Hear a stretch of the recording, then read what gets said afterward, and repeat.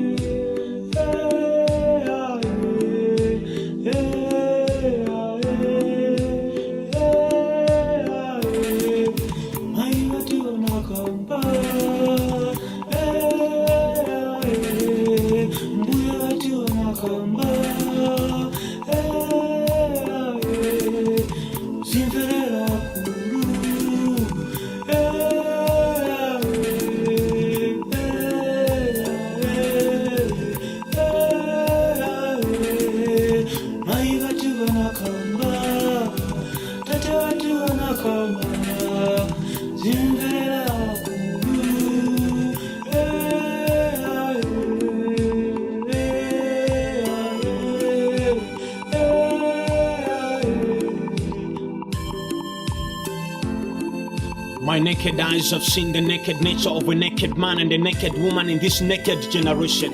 The dead generation that walks in the vanity of its fantasies turned our cultural modesty into civilized naked fashion. So silly. My heart is drowning in tears of broken culture, decaying moral standard. For the generation has twisted its ears to phantoms of self-gratification. This is a generation that is generating its genesis without referring to its genesis.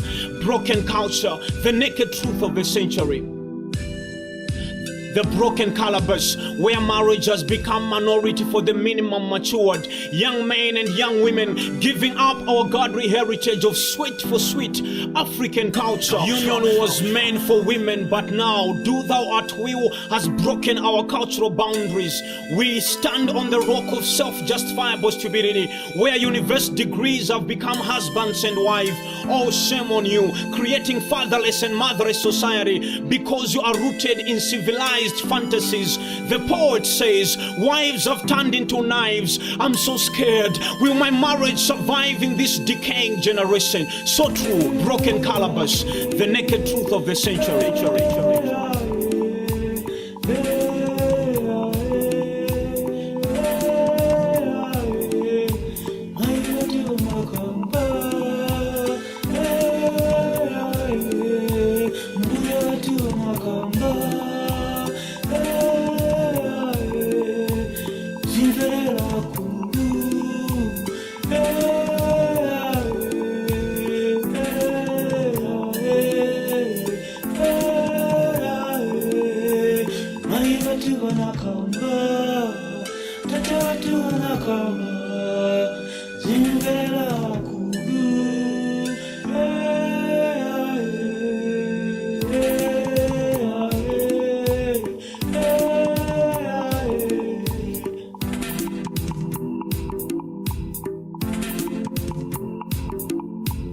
Hide your kids, hide your family, because media is coming for everybody. Mentored by failures, TV, radio, magazines, internet will mentor your kids and cause them to be rooted in irreversible curse, which will cause them to be led into rebellious caves, covering their nakedness with leaves, their faces with makeup, calling it civilization.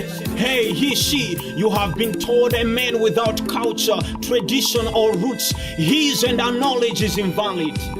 Independent is just a word. He who controls your mind controls your life, abandoning your roots and your identity for a white man's culture. Food, first language, your dress code is not yours. Without knowing their ancestral roots, they call themselves educated. Outrageous.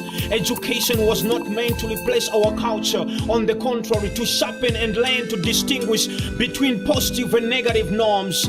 Your culture is your pride and your identity, not your roots. It's the truth. The naked truth of the century. Tony the poet.